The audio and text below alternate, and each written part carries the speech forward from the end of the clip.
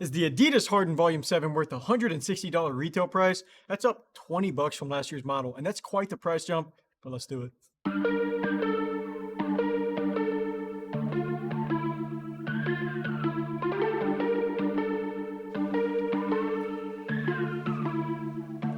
I'ma get that check like I never did before. Man, I'ma spend that check like I never did before.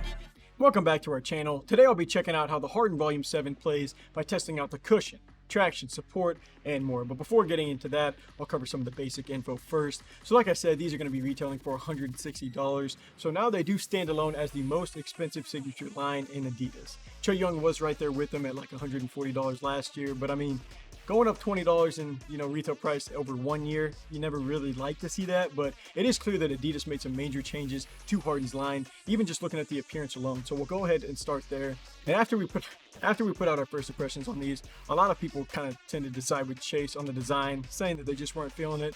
I can see where some people might not love it, but personally, I think they look pretty clean. The silver metallic colorway was like the first one to drop, so I did scoop these up.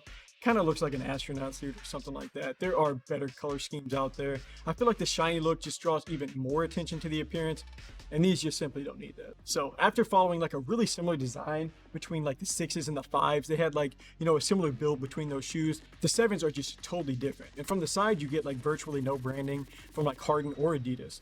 And I feel like that's what makes these like Yeezy-esque. We got a comment about that. And all those Yeezy models, they really only put their logos and stuff on the insole, like inside the shoe. But from the front of these, you're going to get a better view of like this new lacing system. I'll talk about that more in a minute. Plus, you can tell these have a sock-like fit around the ankle. And then around the heel is like actually the only spot that you'll see some branding, with the 3 stripes for Adidas kind of built into the midsole. Then Harden's logo does show up on that pull tab on the back. But I mean, just not a lot of flashy spots on the shoe. But even then, you can tell Adidas did put some thought into the design. But you can't really straddle the fence on the Harden 7s though. Like, I feel like people will either love them or hate them, at least for the appearance. It just won't really be much of like an in-between. But now let's go ahead and see how they hold up on the court. So now looking at more of the tech specs and the performance side, we'll go ahead and check out the cushioning first. So Adidas has played around with a few different cushioning setups just over the last few years in Harden's line. The 5s tested out like that Future Natural setup, and that went haywire. Like, that was not a comfortable shoe to play in. The 6s moved off that a little bit to more of just using like boost and light strike, and that's going to be similar to what we see this year. The Harden 7s are just going to have some light strike cushioning paired with that boost midsole. And honestly, now that I think about it, these are kind of step for step with what Trae Young's line has been using for the cushioning setup too, because I want to say Dame, Donovan Mitchell, and D Rose, all those guys have like been using bounce or light strike, but they don't like generally get boost in their shoes. And cushioning has been a spot that you can kind of go, either way with Adidas. Boost is normally like a good sight to see, and you can feel that especially in the heel on the Harden 7s. The surrounding padding is more noticeable on this year's model too. The upper material is just like a little bit different and kind of allows for that.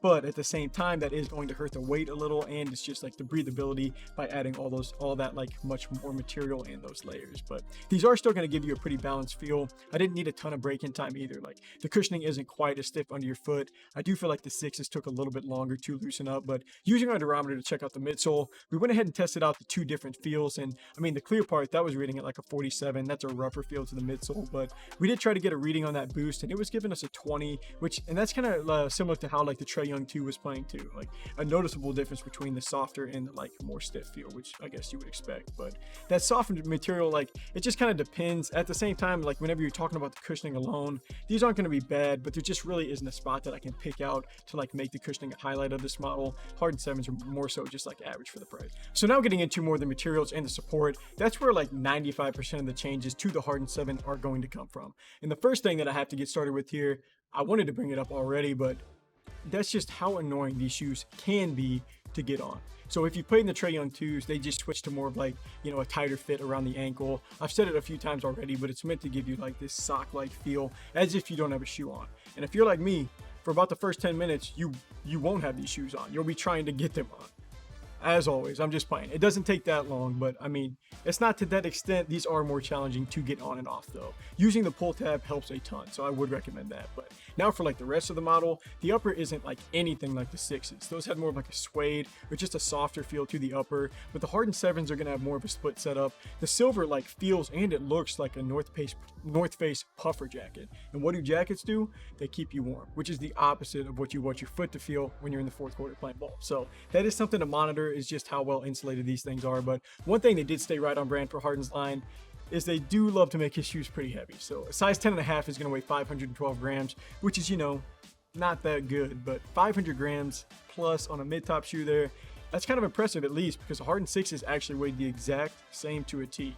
That's not good, it's just impressive. But I mean, going on, that's definitely going to be a more on the heavier side for a shoe, but now we can kind of transition into the support, and support is like one of the stronger parts of this model, maybe the strongest part of this shoe.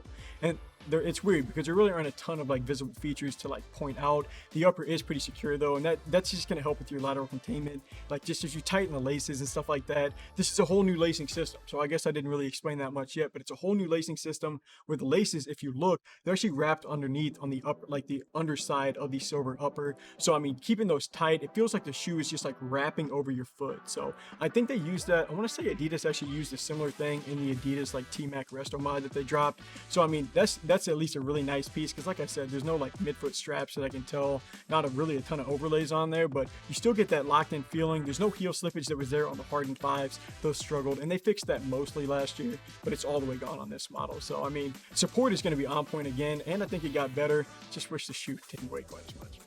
So wrapping it up with the traction, I'll give you a look at the pattern first. Definitely set up for success here with on this year's model with that herringbone pattern covering the shoe. And Adidas has been known to like not play the best for traction, you know, whenever it comes to me, especially whenever we're talking about Harden's line, but they were trending upwards on the 6 last year, but the 7s took that torch and they ran with it. Like this is hands down the most bite that I've played in from Harden's shoe line. Now, I guess, because like honestly, the Harden step back 3s, they had better grip than the Harden 5s or the 6s, but I simply cannot say that about these compared to the 7s. You are still going to have a rubber outsole with that herringbone pattern that the 6s had, but the rubber has this translucent like casing around the material that gives you a sticky feel that the Harden 7s, and the Harden 7s like back that up by making a ton of noise while we were doing our street test. And honestly, I was a little bit nervous about them collecting dust, but I didn't struggle with that much at all. I know that I'm kind of cross branding here, but these have the exact same like kind of feel and look as the Jordan Luka 1, kind of the same playing experience, and that's kind of how I describe the traction feel. Personally, I love the Luka 1 for traction. I think the Harden 7 is going to be right there with it, but whenever we're talking about outdoor use, I mean, the grooves are going to be durable enough and deep enough, but you will lose some of that bite on the indoors if you put taking them back inside. Plus, if it's hot out, I'm not sure the airflow would be good enough, but I guess we'll see. But to finish off with sizing, I did go true to size, and these are honestly a little bit closer to that. So Harden's like used to run like a full size up for me. I know the Harden 5s, I had to go like a full size down, but I mean, you're gonna have about a thumb's width left over for the length, but be advised, and I try never to discourage people from buying shoes, but I mean, buy what you want. It doesn't affect me at all. But for wide footers, this will not be an easy shoe to get on. And I only say that because narrow footers have had a hard time with it. This narrow footer had a hard time with it. But I mean, overall, I actually do like where Harden's line is going. I mean, the appearance is super tough. I only have one pair, but I consider myself a Yeezy guy whenever it comes to shoes and, you know, not everything else. So I think the appearance looks really nice. And the cushioning, I'll say it could get a little bit better underneath your foot, but it's a heavier model too. Support and traction are going to be a major plus though. So is the Harden Volume 7 worth the $160 retail price? Well, you have to like the look. That's going to be step one. But with multiple nice performance aspects and really no glaring weakness, I like it. Thank you guys for taking some time to watch. Feel free to throw us a follow or a sub if you like this video. And if you're interested in buying the Harden Volume 7 and you want to support our channel, just click the link here on screen, or you have links down below in our bio. So feel free to check that out. But until next review, I'm Lane from Shoewear. Peace.